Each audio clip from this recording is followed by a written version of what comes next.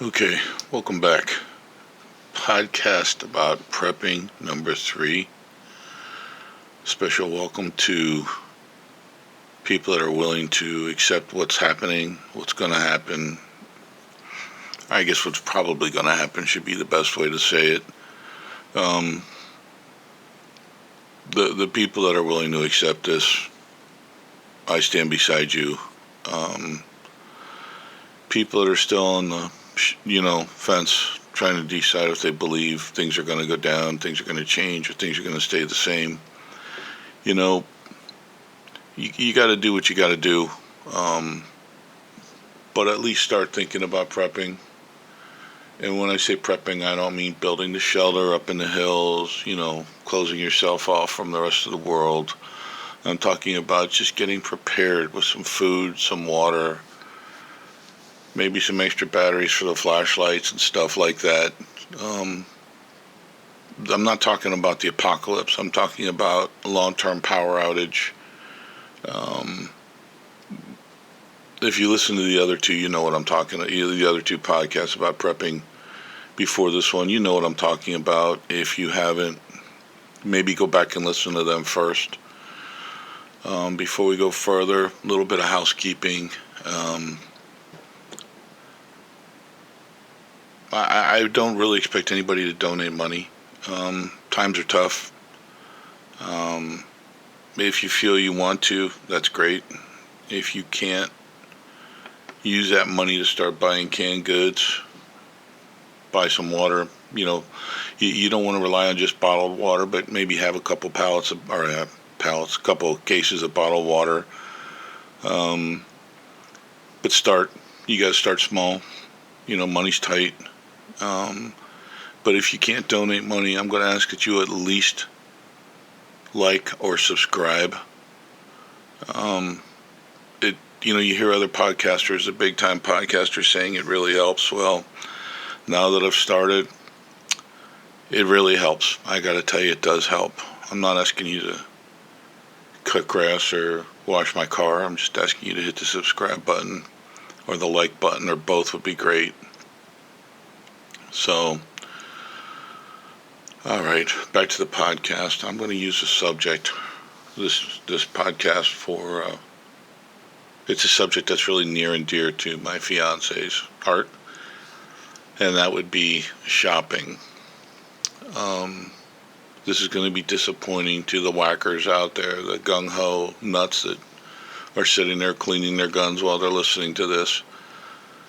But this isn't about weapons or, ham radios that'll reach Mars. This is about buying the things you're going to need to survive. If you've ever fallen on hardship, if you've ever been in that position where you're check to check and, you open up the refrigerator and all that's in there is light, empty shelves,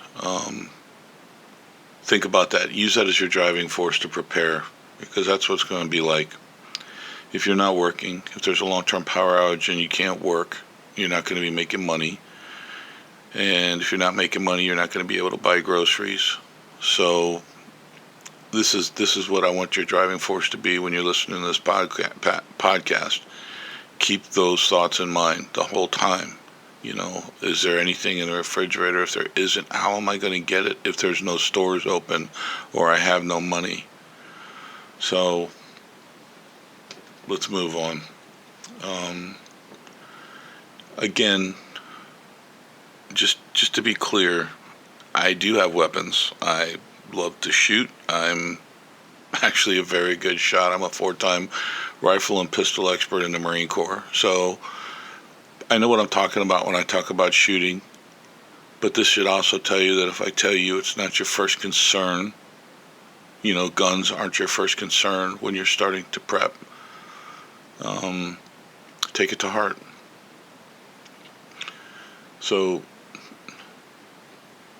let's talk about the most prepared preppers, the people that are like, they got this shit on lockdown. It's all wired together real tight. First thing you got to know is even the most prepared preppers are going to forget something. This is going to try to keep everybody in line where you don't forget the things you're going to need. Oh man, excuse me, I'm tired. But you could have $2,000 worth of canned goods, and if you don't have a can opener, you're screwed. And you don't want a can opener you're going to plug in, obviously, because if there's no power, how the hell are you going to use it? So use some common sense when you do this stuff. But you need a manual can opener. You need a good can opener, not a cheap. Don't go to the dollar store or whatever the hell you got around your neighborhood and get some cheap thing that's going to fall apart the first time you try to open a can. Spend the money on a can opener. Go to Wally World, the Big Blue Demon, or Target or something, and get a good manual can opener. It's going to cost you $10, but get a good manual can opener. Me, I like the John Wayne P38 style. I think they're fantastic. They've never failed me. They've never dulled. I've got the one that was on my dog tags many, many years ago. I still have it, and it still works. I spoke before about, your Swiss Army knives or your multiplier, cool tools or whatever with the can opener on them. Man, if you don't practice with that damn thing, it's not going to work. You might get a hole in the can and get some juice out of it, but that's about as far as you're going to go. And one more time, I said it once, I'll say it again. I know Rambo can open a can with a big, survival knife, but if you've never done it, don't try. You're not going to be able to on the first try. If you do it and you escape unharmed, you're one of the few. Chances are you're going to cut your finger off before you get the can open with a big knife, so just don't do it.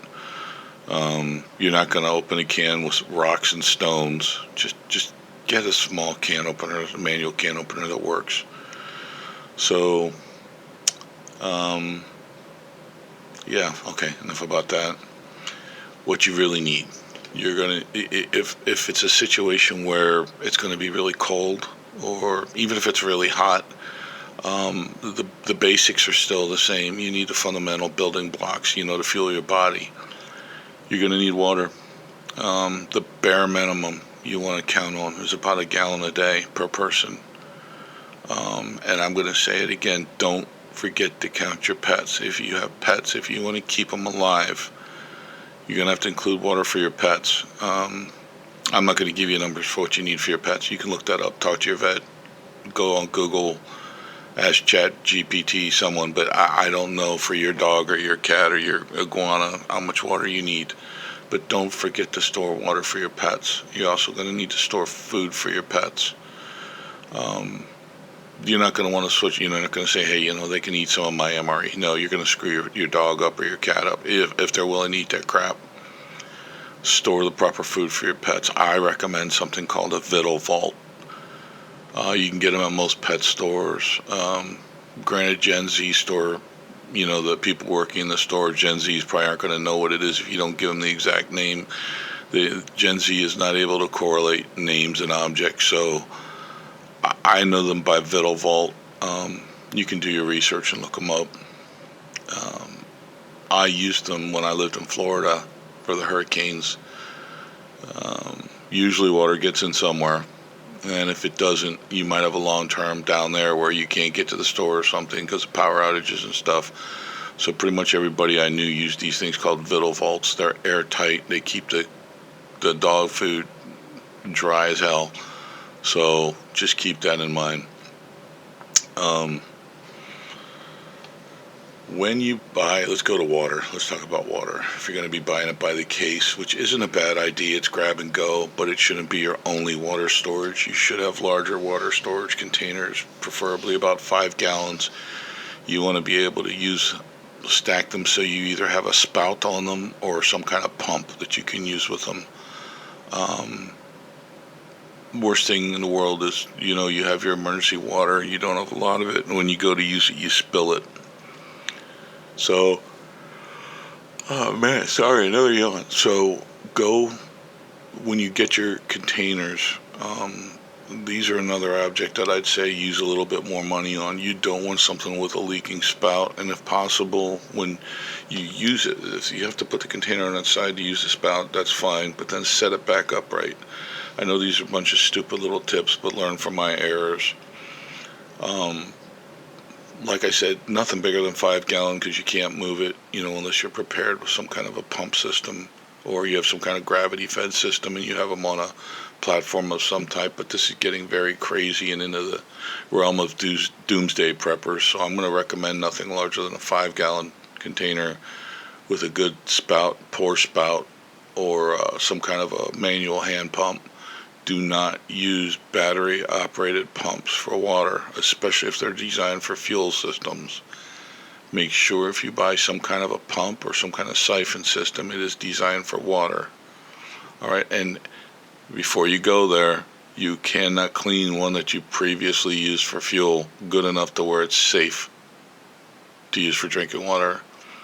So yes, it's another investment, but again, note, I'm telling you to buy this stuff before I'm telling you to get, weapons and ammunition. So think about what I'm saying and why I'm saying it in this order. When you're buying things like cases of water, for something like this, don't be all concerned about microplastics and all that bullshit. Just get water, and you want spring water or unfiltered water. Never, ever, ever in a survival situation, if it can be avoided. I mean, if you're dehydrated, of course you're going to get it. But if you have the option, always buy spring water or unfiltered water. Filtered water, I mean, yeah, I get it. It tastes better, or cleaner, or whatever. But filtered water, when you drink it, it flushes minerals and nutrients out of your system that you need. That's why spring water and unfiltered water is full of stuff that you do need. You do need that mineral, the iron, the vitamins, the salt, whatever's in there, or sodium, whatever's in there. You need all that.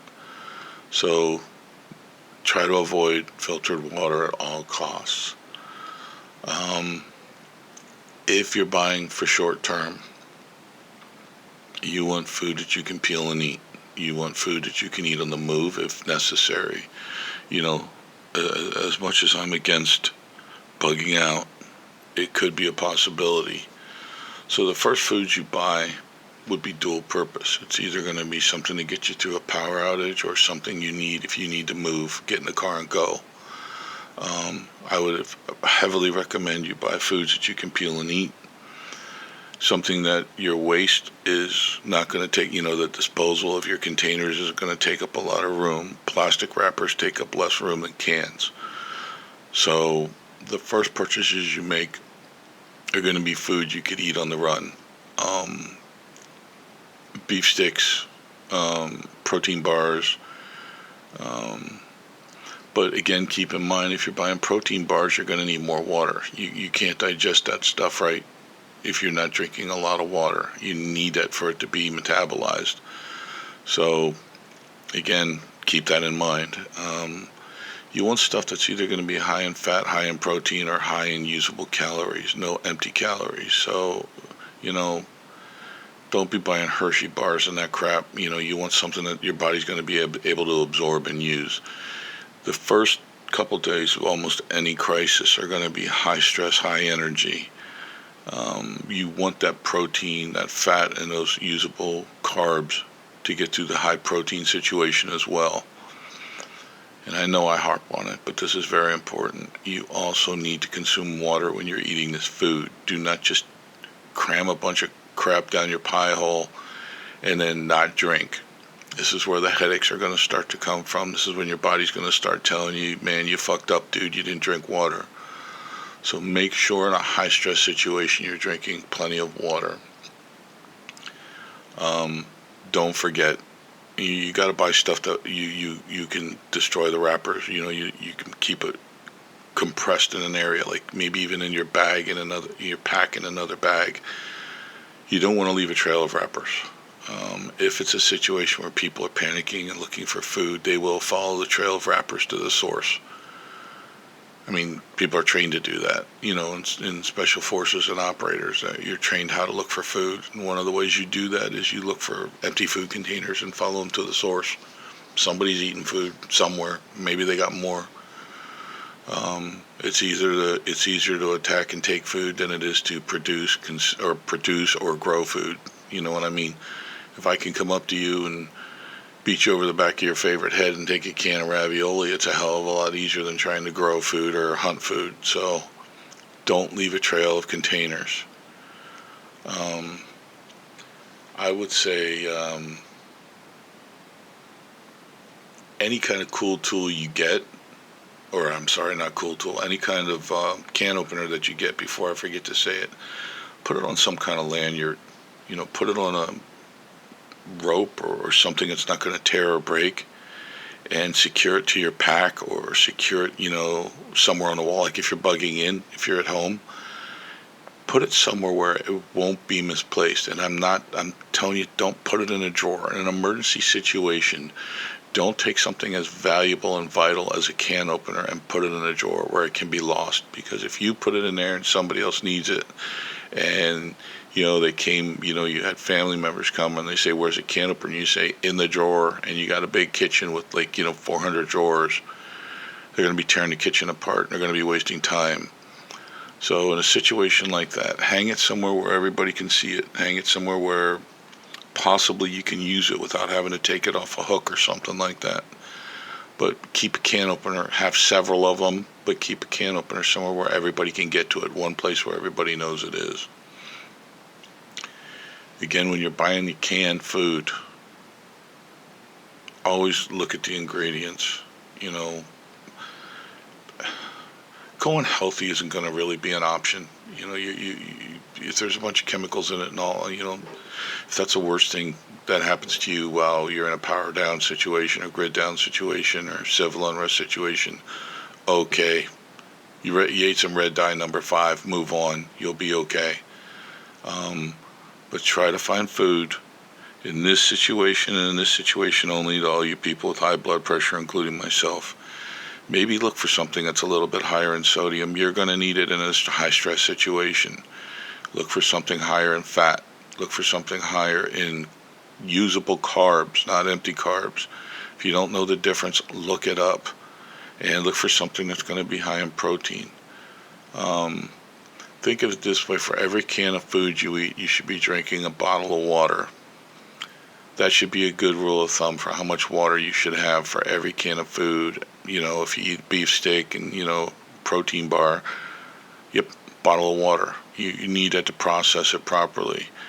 The other thing you're going to notice in a really high stress situation, if it's hot or you're being extremely active or you're just killing it, you're going at 100 miles an hour trying to get things ready, load a car or whatever it is, you're going to be drinking a lot of water, and you're not going to be eliminating a lot of waste. Or, for all the technical people, you're not going to be pissing a lot. That's because your body's going to be sweating that water out. Don't worry if you're not pissing a lot.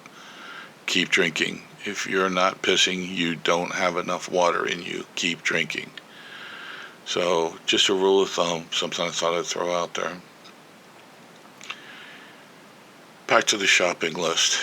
That first week, that first 3 days, the first couple days of the crisis is the most critical time to have food on hand. The food that's going to get you through. Like I said, think about it like this: shit hits a fan, power's out. Open the refrigerator, what's in there? Nothing. Open the pantry, what's in there? Nothing. You know what? You got a problem. So I'm going to tell you, buy stuff and don't keep it with your regular food. It's too tempting to use it. Buy your stuff, put it on a shelf out in the garage, put it in a shelf cabinet or something, or a closet up in the office, or, spare bedroom or something. Don't keep the food for a crisis situation with your normal food. Don't do it. It's a big mistake. Think of it this way: if you're buying MREs, you're not going to stick them in the shelf next to the oatmeal and the pancake syrup, right? You're going to keep your MREs somewhere else. Same thing goes for the rest of your crisis food. Keep it separate. There's high priority items to buy.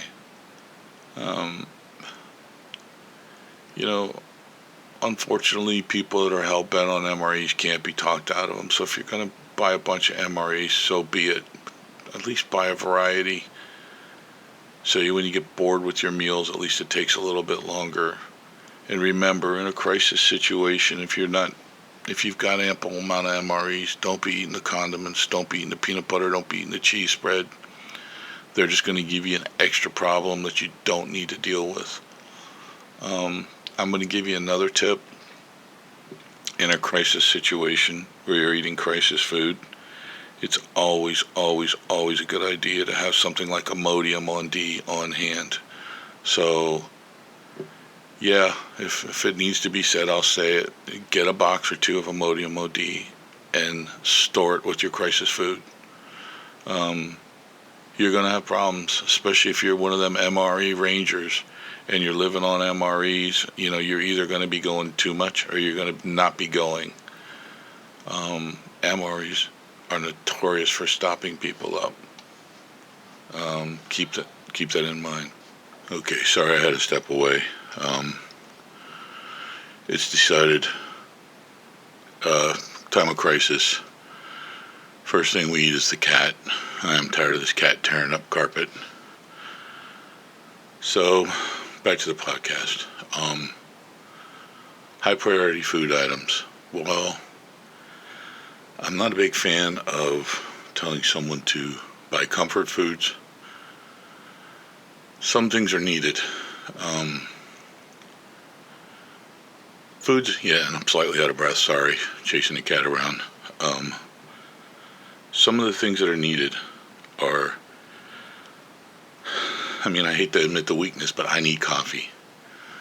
So I do have quite a bit of, the single packet instant coffee things saved up.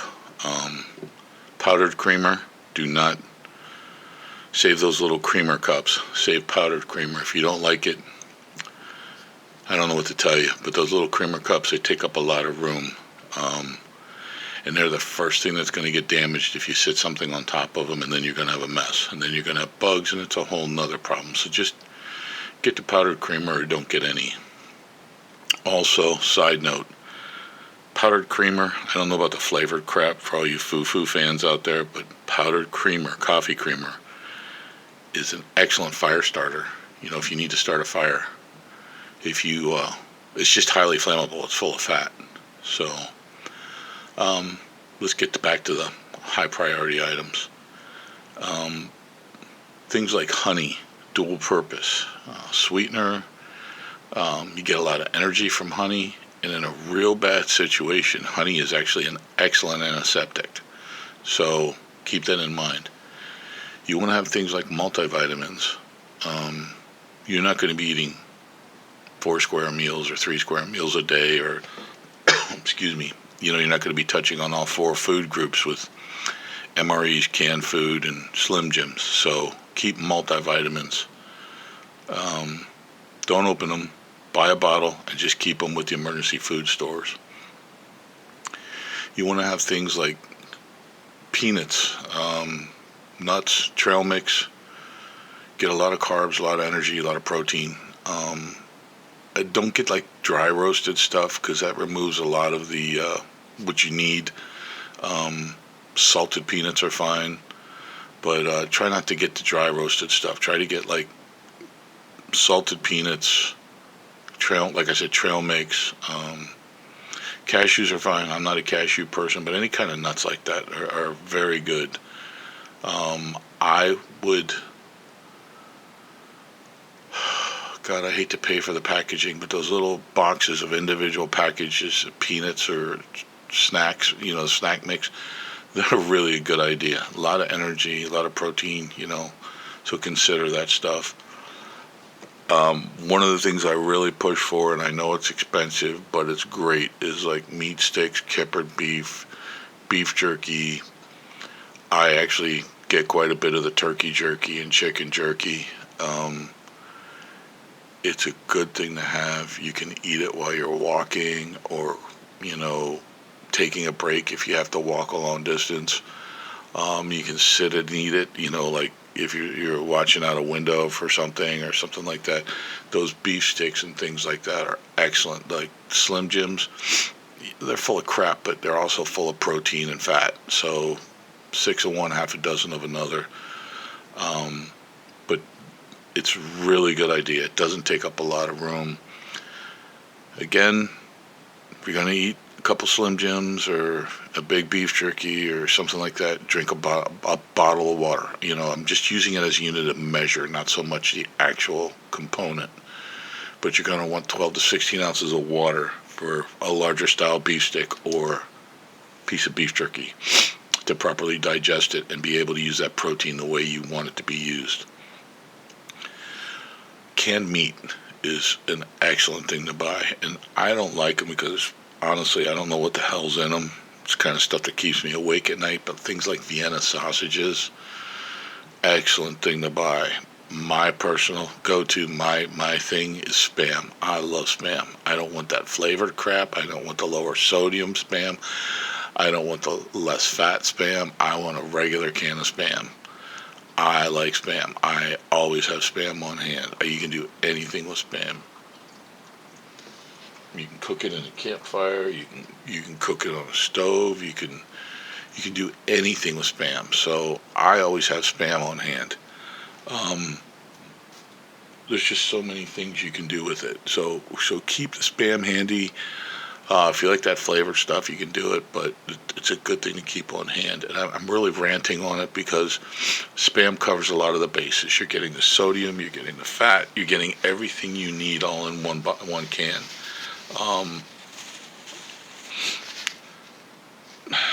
If you don't like Spam, find it something else. You can get like canned hash, canned anything. You can get canned ham, but have canned meat. You obviously can't buy frozen stuff, and you don't want stuff you're going to have to add heat to eat in a bad situation. You want to be able to eat it cold if you have to, and you can't eat raw meat, obviously.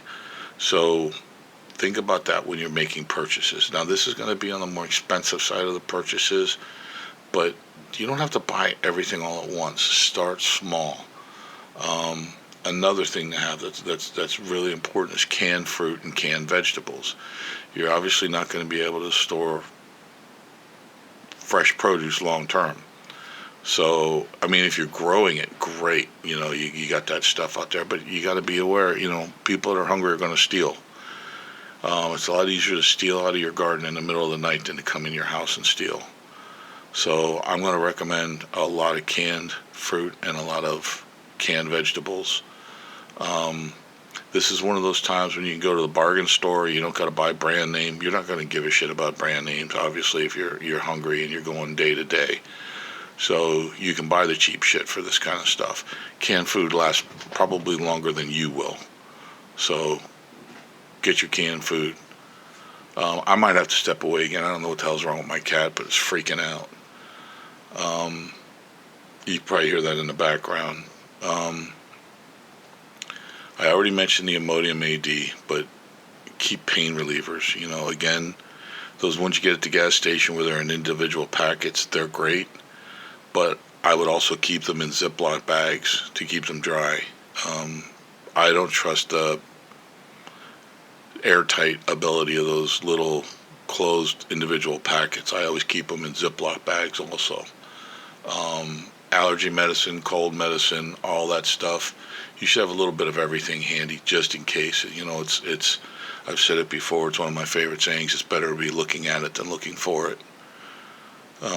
So those are the basics.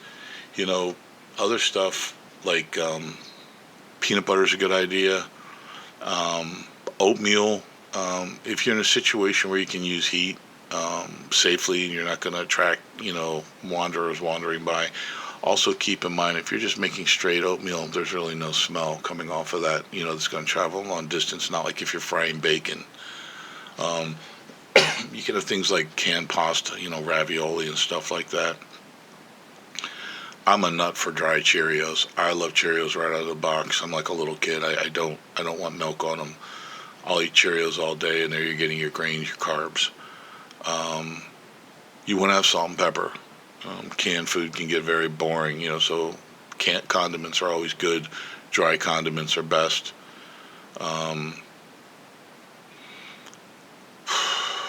You can have like powdered sports drinks for your water. Um, it's a good idea because then you're getting more minerals and stuff. But you're better off drinking plain water than sports drinks in long-term survival situations because you're gonna be pissing this stuff out anyhow. You can only store so much and use so much of those ingredients. That money is better spent on other things. That's why I'm saying not to get them primarily. Is the money you spend on powdered sports drinks, they're expensive. You could be buying more canned goods. Um, the oatmeal thing, you can make overnight oats with water and coffee creamer. It's a combat, grunt survival stuff, skills. You learn to cook weird shit with weird things. But you can make overnight oats with water and coffee, the instant coffee creamer. It's not the best thing you're going to eat, but it's a good breakfast. Get you your carbs, get you some energy, the sugar and the simple sugars and stuff. So think about that also. Uh, we are actually lined up to do a survival cooking class with shit you can grab off the shelf. That's going to be later, but it will be coming. Um, I am surprised at how good some of it tastes. No spoilers, but it is coming. And I want to talk about MREs again.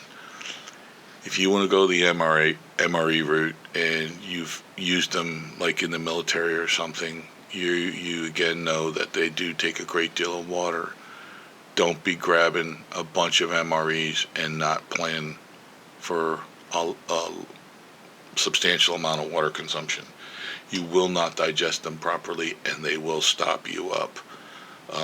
There's no talking about Imodium here. If you're not drinking water with MREs, you're going to get stopped up. Keep that in mind. Dehydrated foods are the next topic. If you know how to use them safely, if you know how to rehydrate them, and if you're not some kind of princess prima donna that has to have hot water all the time to eat your dehydrated food, it's an okay idea. For 2 or 3 days, 100% great idea as long as you have water. I have water. I have water for when I'm on the run, and I have a really good water filtration device.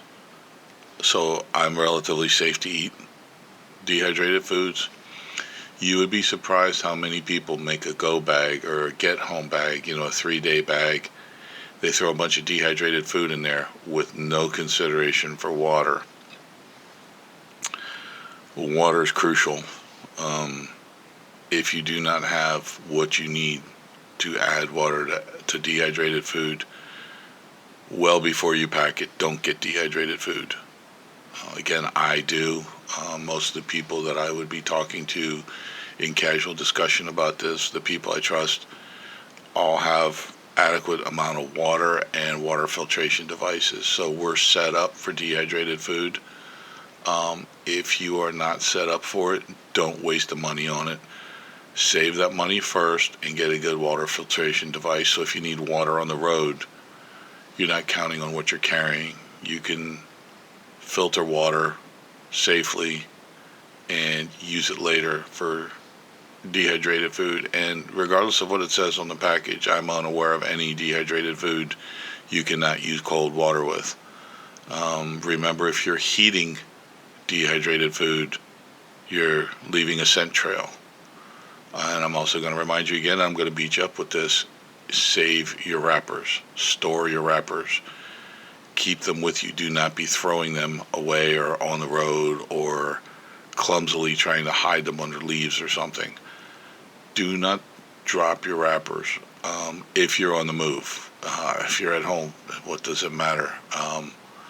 Going to talk about that again too, but for right now, if you're on the move and you have dehydrated food, save your wrappers. Do not discard them. It's a way for people to find you or track you down or come and take your shit. I'm all over the place a little bit this morning. I didn't sleep last night, so just bear with me. Also, if you know you're getting into a situation where you're looking down the barrel of rationing water, that's when you stop using dehydrated food. Do not keep using dehydrated food if you're heading into a water rationing situation. I do want to talk on the heated food thing again. I knew a lot of people in the Marines that had to heat their food. Field Marines, actual, sitting out there laying in the mud, swatting bugs, field Marines, that would be pissy little bitches if they couldn't take the time to heat their MRE. I did not surround myself with these people. They're not field Marines. They should have just gone into the Army. I don't know why the hell they think they have to have heated food, but to each their own.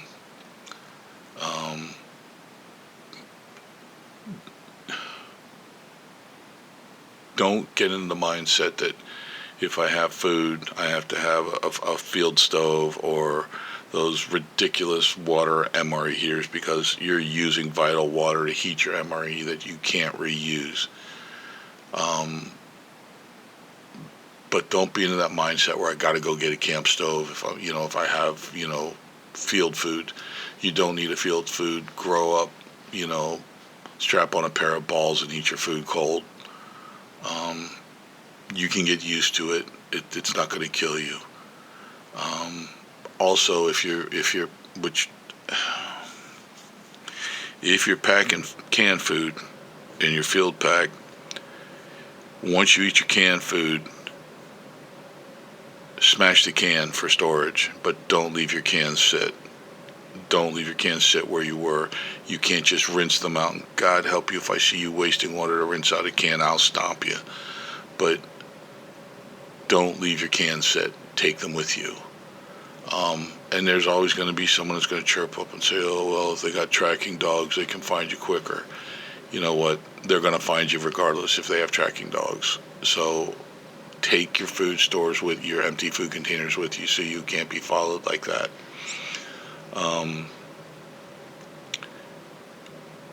I've said it, I'll say it again. Don't be focused on heating your food. Learn to eat it cold. Your get-home bags that you're going to use, you're going to pack them with, that's a good time. And one of those instances where I would say, yeah, an MRE is a good idea. And, we're covering a lot here about different food.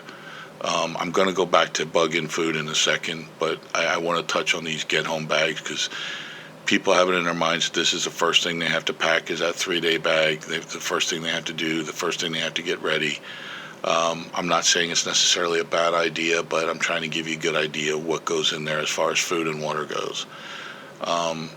Before you go spending money on crazy gear, GPS, global positioning, satellite communication systems, buy a good water filtration device. I'll say it again.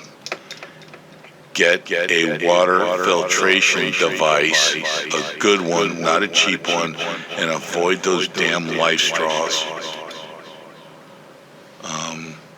But have a water filtration device so you can pack dehydrated food or MREs because you're going to need a lot of water.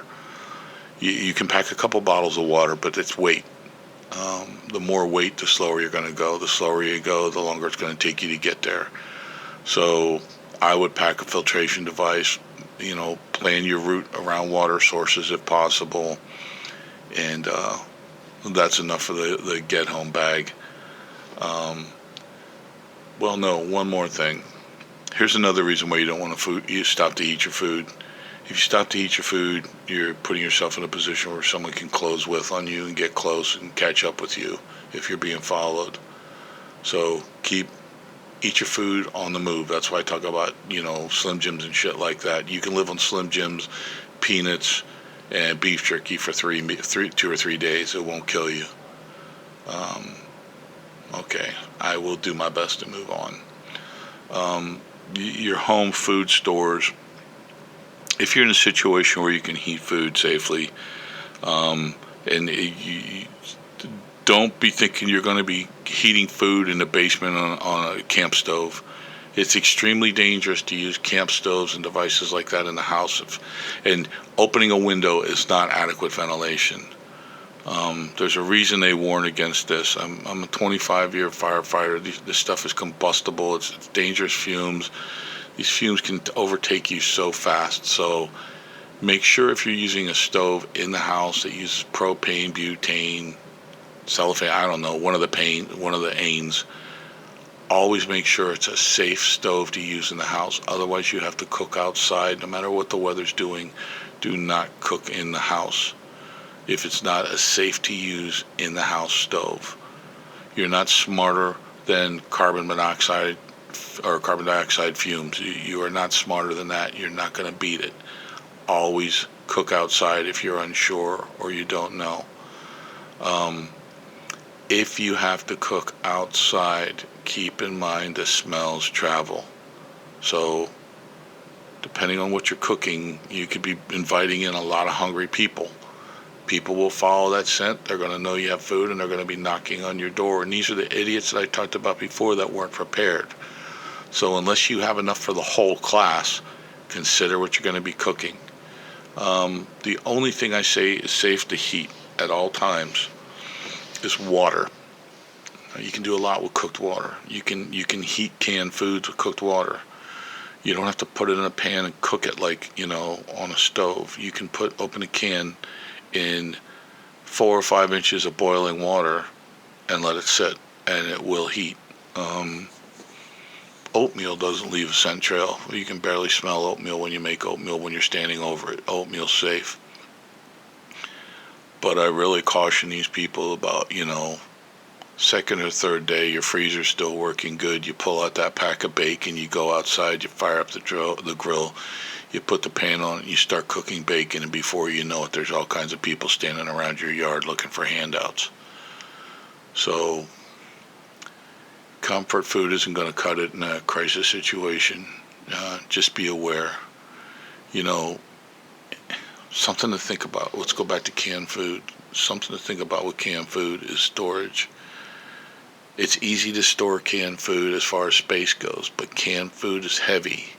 So those plastic Walmart black shelving units, you can put them on the bottom shelf. Canned food can go on the bottom shelf, but keep in mind it's probably going to be heavier than those shelves are designed for, especially if you got a cheap one. If you have those good wire rack shelves that you can store a lot of canned food on. Those things probably hold a Buick. But if you're buying those plastic shelves for storage, don't make the mistake I did. I found out the hard way. Canned foods, ammo cans, anything heavy like that, they can't go on the top shelves. I would say nothing at the absolute most first shelf on the bottom besides the bottom shelf. Don't store them any higher than that. I'm drinking my greens this morning, my super greens, and I will tell you they all taste like ass. Just a little knowledge trinket for you there. Water storage should not be directly on the floor, but it shouldn't be up too high. You talk about weight.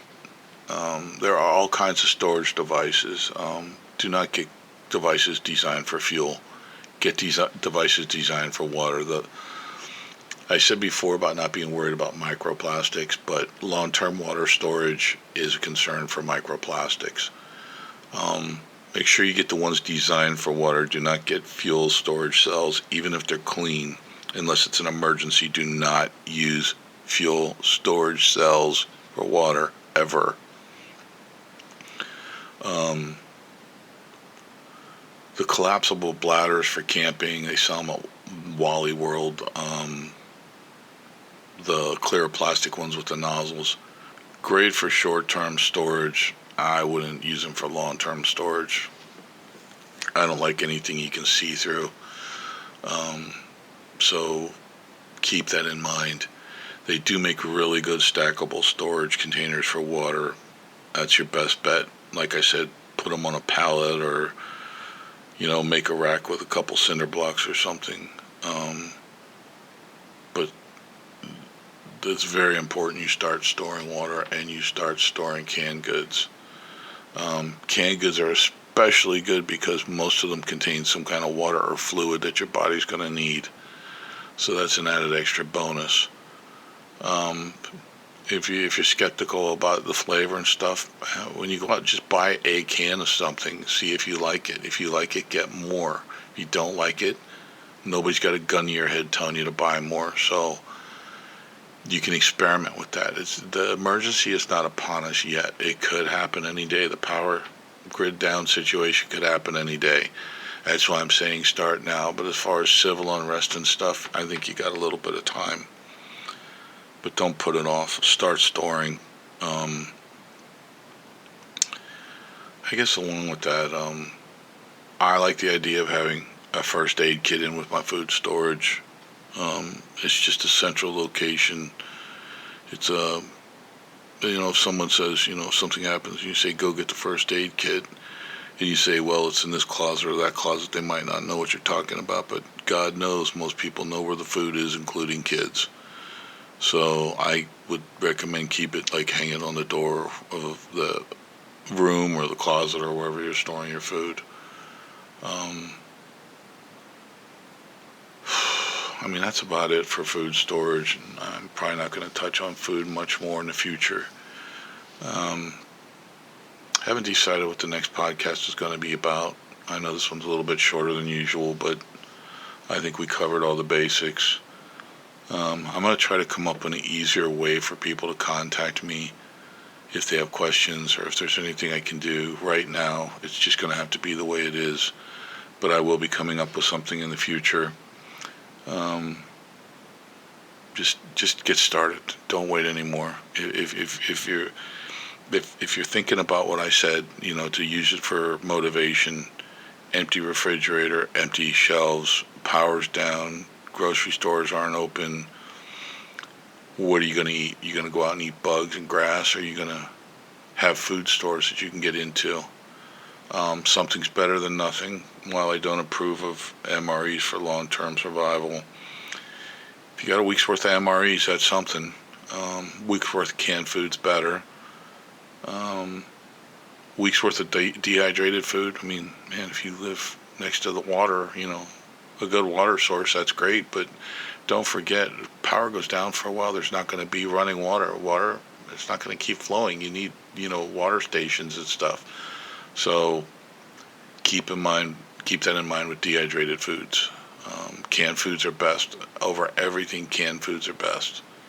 Talk to you soon. Peace out.